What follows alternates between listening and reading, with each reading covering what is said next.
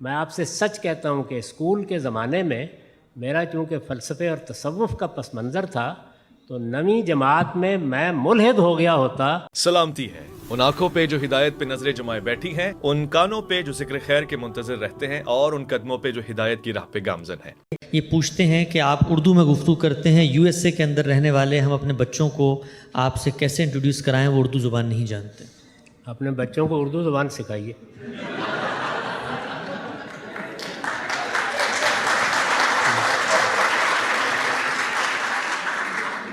یہ میں نے ازراہ تفنن نہیں کہا، اس کی وجہ سن لیجئے۔ دنیا کا ہر علم جب پیدا ہوتا ہے تو زبان کا پیرہن اختیار کر لیتا ہے، ہر علم۔ سائنس کا بھی یہی معاملہ ہے۔ آپ پاکستان میں چیخ اٹھتے ہیں اگر کل پابندی لگا دی جائے انگریزی پڑھانے پر۔ کیوں؟ کیا وجہ ہے؟ آپ یہ کہتے ہیں کہ اس سے ہم سائنس کے علوم سے محروم ہو جائیں گے۔ تو اسلام ایک علم کے طور پر 3 زبانوں میں ڈیولپ ہو چکا ہے، عربی، فارسی اور اردو۔ آپ اگر اپنے بچوں کو مسلمان رکھنا چاہتے ہیں تو اسلام کی زبانوں میں سے ایک زبان سکھائیے، اسی جذبے سے جیسے ہمارے سکھ بھائی سکھاتے ہیں۔ اگر آپ یہ نہیں سکھائیں گے تو میں آپ کو بتا دیتا ہوں کہ کسی دوسری زبان کے، کسی مذہب، کسی علم کی زبان بننے میں صدیاں لگتی ہیں۔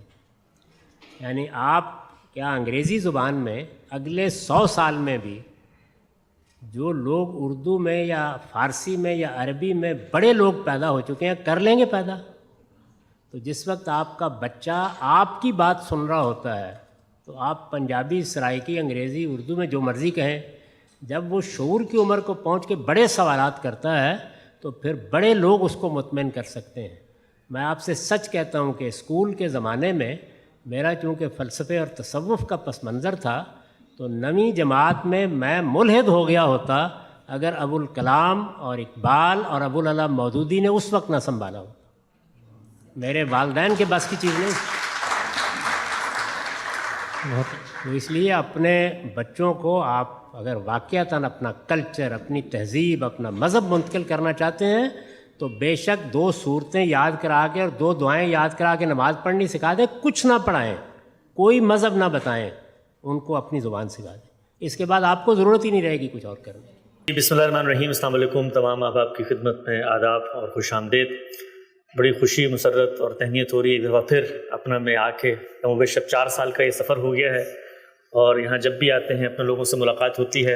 آمدی صاحب کے ساتھ سوال و جواب کا سلسلہ، ان کے علم سے استفادہ تو ہمارے سینٹر ڈیلس میں بیٹھ کے فاصلاتی طور پہ دنیا بھر میں کر رہا ہوتا ہے، لیکن لوگوں سے براہ راست ملاقات، بالخصوص جو ڈاکٹر حضرات ہیں امریکہ کے، اور ان کے ساتھ اب ایک انسیت ہو گئی تو بہت خوشی اور بڑا اطمینان ہوتا ہے یہاں پر آ کر۔ آمدی صاحب عمر کے جس حصے میں ہیں، سفر سے بہت گریزہ ہیں اور ایک جگہ پر بیٹھ کے کام کرتے ہیں۔ بڑی مشکلوں سے اس دفعہ بھی ہم نے آمادہ کیا کہ لوگوں کی محبت ہے، لوگ ملنا چاہتے ہیں اور ایک اپنائیت ہے، تو کیوں نہ ایک مختصر سفر کیا جائے۔ تو اس سفر کو انشاءاللہ وسیلہ ظفر بناتے ہیں، کوشش کرتے ہیں کہ اپنے دین، اپنے مذہب اور وہ سوالات جو بالعموم ہمیں سوچنے کا یا سمجھنے کا یا بولنے کا موقع نہیں ملتا، براہ راست غامدی صاحب سے بے تکلف سیکھیں، سمجھیں۔ اور آپ لوگوں کو پتہ ہے غامدی صاحب کا جو معاملہ ہے کہ کوئی بھی ایسا سوال، کوئی بھی ایسی بات جو دنیا میں آپ کہیں نہیں کر سکتے، وہ غامدی صاحب کے ساتھ بے تکلف کر سکتے ہیں، کوئی تردد نہیں ہوتا، کوئی خوف نہیں ہوتا، کوئی خطرہ نہیں ہوتا۔ تو اسی چیز کو سامنے رکھتے ہوئے میں بھی پہلا سوال غامدی صاحب کی خدمت پیش کر دیتا ہوں۔ پہلا سوال غامدی صاحب آج کی نشست کا آپ کی خدمت میں یہ ہے کہ گزشتہ کچھ سالوں سے اس سوال سے بہت گریز و فرار ہو رہا ہے۔ ہم لوگ جو پاکستان، ہندوستان میں پیدا ہوئے، پلے بڑے، بچپن کی ایک تہذیبی روایت تھی، والدین نے بتا دیا، مسجد کے مولوی صاحب نے بتا دیا، پورا علاقہ، پورا محلہ ایک ہی بات کرتا تھا، اس کو مان لیتے تھے۔ لیکن اس وقت صورتحال یہ ہے کہ دنیا میں علم کا دروازہ کھل چکا ہے، لوگوں کے ہاں خوف، تردد اور اضطراب ختم ہو چکا ہے۔ ان کو اگر کوئی بات سمجھ میں نہ آئے تو وہ اس کا انکار کر دیتے ہیں۔ خدا کے وجود اور خدا کو ماننے کے حوالے سے بھی اس وقت یہی صورتحال ہے۔ ہمیں ہر جگہ الحاد کا ایک غوغا نظر آتا ہے، ایتھیزم ہے، ہمارے بچے، ہماری نئی نسلیں اللہ تعالیٰ کو اس طریقے سے ماننے پر تیار نہیں ہیں جس طریقے سے ہم انہیں خدا کا تعارف کرا رہے ہوتے ہیں۔ وہ سمجھتے ہیں کہ ان لوگوں کا کوئی نسٹیلجیا ہے اپنے مذہب کے ساتھ، اپنے علاقے کے ساتھ، وہ لا کے ہمارے اوپر تھوپ رہے ہیں۔ سوال میں آپ سے پوچھنا چاہتا ہوں، بتائیے گا کیا قرآن مجید اللہ تعالیٰ کے وجود، اس کو ماننے کے حوالے سے، اور آج کل جو بالخصوص خدا کے وجود پر اعتراض کیے جاتے ہیں، براہ راست کلام کرتا ہے، گفتگو کرتا ہے؟ چونکہ قرآن مجید کو بھی جب پڑھا جاتا ہے تو اس میں بظاہر اس طرح کے کوئی جوابات نظر نہیں آتے. کیا خدا کے وجود کے بارے میں قرآن مجید نے کوئی استدلال کیا ہے؟ الحمدللہ رب العالمین والصلاة والسلام علی محمد الامین. اعوذ باللہ من الشیطان الرجیم. بسم اللہ الرحمن الرحیم.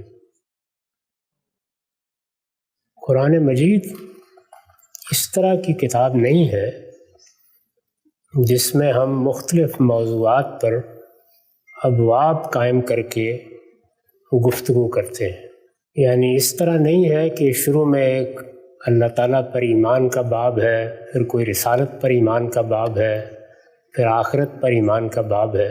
قرآن مجید ایک پیغمبر کی سرگزشت انذار ہے. یعنی اللہ نے ایک پیغمبر کو مبعوث فرمایا ہے، وہ اپنی قوم اور اپنے علاقے کے لوگوں کے سامنے اپنی دعوت پیش کر رہا ہے. وہ دعوت کس طرح پیش کی گئی، اس میں کیا سوالات ہوئے، اس میں کیا اعتراضات سامنے آئے، ان سب کو قرآن موضوع بناتا ہے. لیکن وہ چونکہ اللہ پروردگار عالم کا کلام ہے، اس لیے وہ موضوع بناتے وقت یا جواب دیتے وقت ایسے اسالیب اختیار کر لیتا ہے جس میں مخاطب کو بھی اس کی بات کا جواب مل جاتا ہے اور اس کے ساتھ بہت سے دوسرے حقائق بھی واضح ہو جاتے ہیں.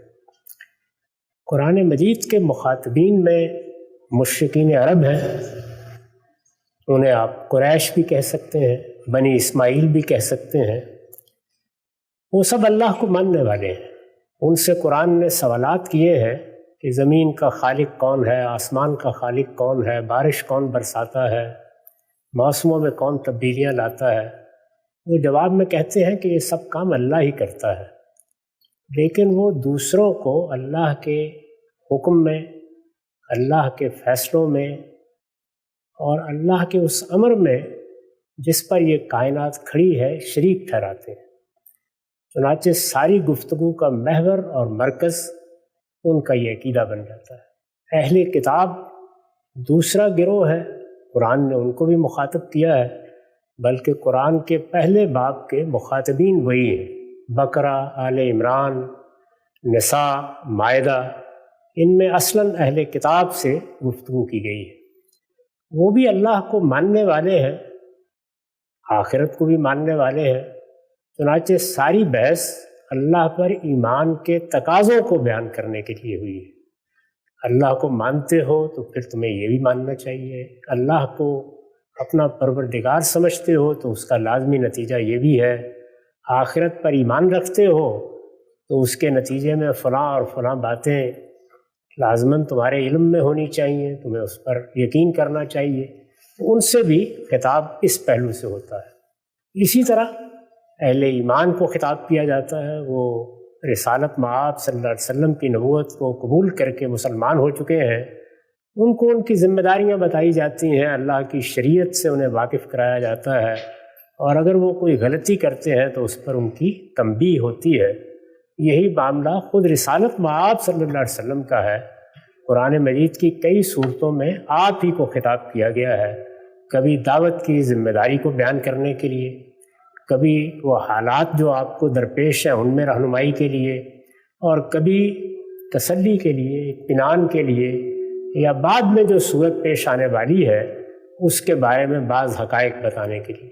یہ قرآن مجید کا مجموعی تعارف ہے. یعنی اس میں اس طریقے سے مخاطبین کے سامنے اللہ تعالیٰ نے اپنی دعوت رکھی، لیکن جگہ جگہ اس نے وہ استدلال بھی بیان کر دیا ہے جو خود اس کائنات کے پروردگار کو ماننے کے لیے انسان کے سامنے آنا چاہیے یا انسان کے سامنے رکھا جانا چاہیے.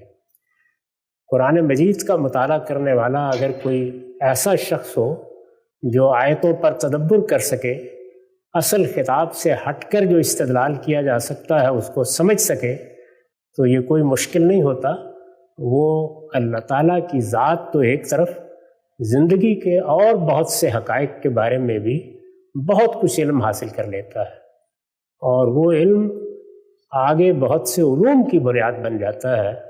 مجھے تو قرآن مجید کا مطالعہ کرنے میں جو کم و بیش نصف صدی لگی ہے، اس میں نے قدم قدم پر یہ محسوس کیا ہے کہ میری زندگی، انسان کی اس دنیا میں زندگی، انسان سے ماورا حقائق، انسان کے ماں باپ کیا صورت ہے، ان سب چیزوں کو قرآن مجید نے اس لطافت کے ساتھ موضوع بنایا ہے کہ شاید ہی کوئی پہلو ایسا رہ گیا ہو جس پر اس نے سیر حاصل گفتگو نہیں کر دی۔ تاہم اسلوب کہیں بالواسطہ ہے اور کہیں بلا واسطہ۔ اس بالواسطہ اسلوب کو سمجھنے میں بارہا لوگوں کو غلطی لگتی ہے، اسی لیے تفاسیر بھی لکھی جاتی ہیں، اس کی تفہیم کے لیے بھی کتابیں تصنیف ہوتی ہیں، اور اہل علم اس کو پڑھتے اور پڑھاتے بھی رہتے ہیں۔ اس سے مقصود یہی ہوتا ہے کہ لوگ قرآن مجید کے اندر اتر کر اس کو سمجھنا سیکھیں۔ نقطہ بالکل واضح ہو گیا غم صاحب۔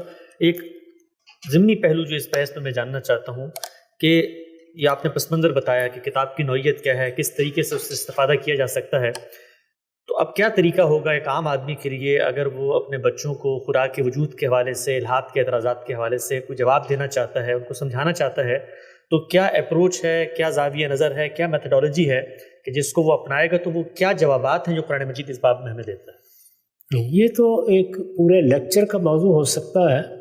میں مختصر طور پر آپ کو یہ بتاتا ہوں کہ اس ذمہ داری کو محسوس کر کے میں نے اس موضوع پر 2 مضامین لکھ دیے ہیں اور قرآن مجید کی روشنی میں لکھے ہیں۔ وہ اردو میں بھی دستیاب ہیں، انگریزی زبان میں بھی دستیاب ہیں۔ ان میں سے ایک کا عنوان ہے خدا پر ایمان۔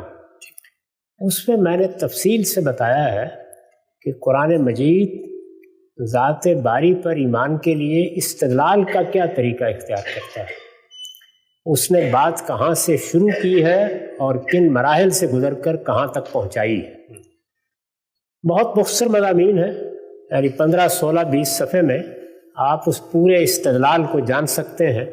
وہ اس وقت آپ گھر میں بیٹھے پڑھ سکتے ہیں۔ میرے پیش نظر یہ ہے کہ ان پر کچھ تفصیلی نشستیں کر کے ان کے مضمرات کو مزید کھول دیا جائے۔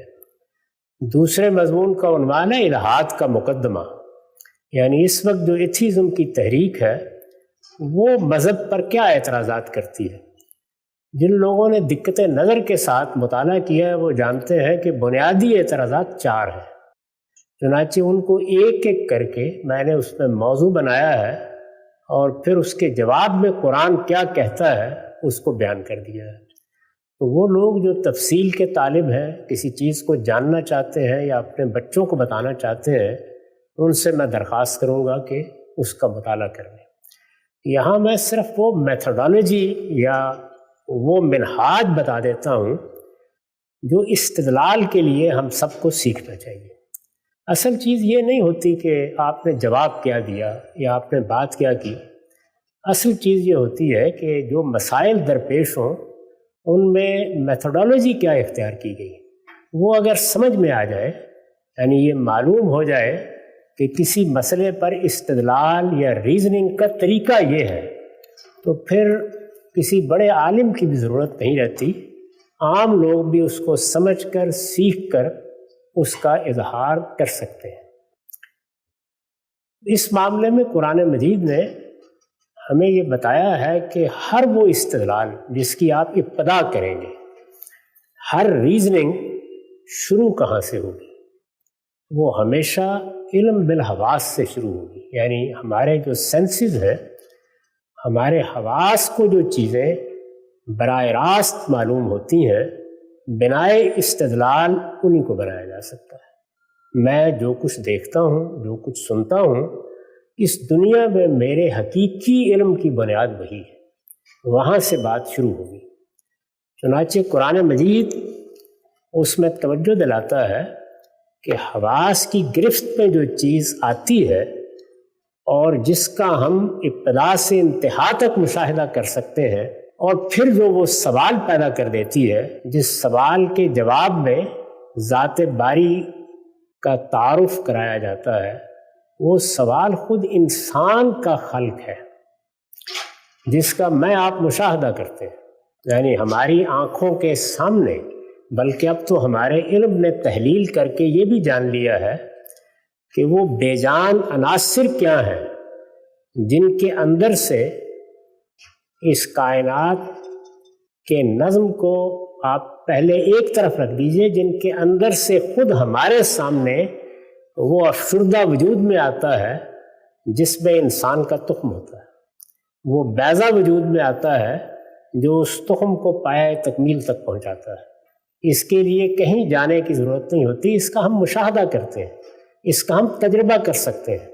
یہ ہماری آنکھوں کے سامنے ہوتا ہے کہ بے جان عناصر سے حیات کیسے پیدا ہوتی ہے، کس طرح وہ ایک جرثومہ وجود میں آتا ہے جس کو ہم نطفہ کہتے ہیں، کس طرح وہ بیضا وجود میں آتا ہے۔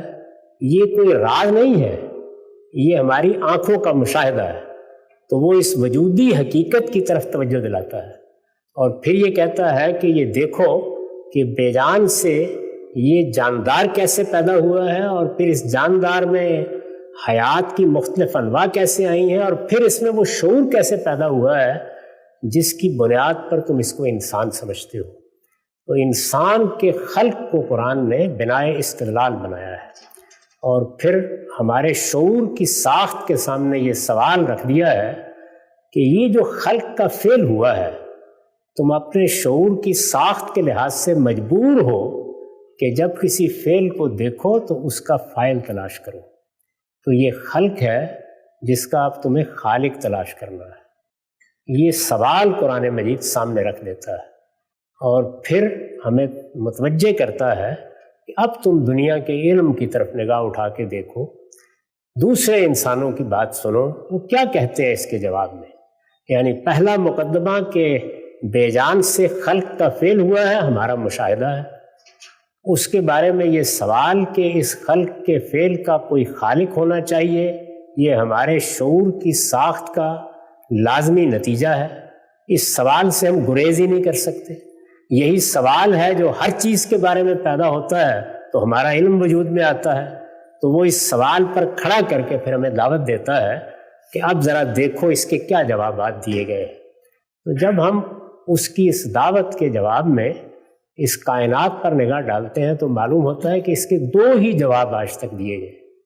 یعنی انسان، یہ جس کو ہم نے بنتے دیکھ لیا ہے، جس کے خلق کے لیے ہمیں کہیں اور جانے کی ضرورت نہیں ہے، جس کے لیے کسی دوسرے کی مدد کی ضرورت بھی نہیں ہے، جس کے ایک ایک مرحلے کا اب ہم مشاہدہ کر سکتے ہیں۔ یہ پہلے ہم کلیت میں کر سکتے تھے، اب اجزاء میں کر سکتے ہیں۔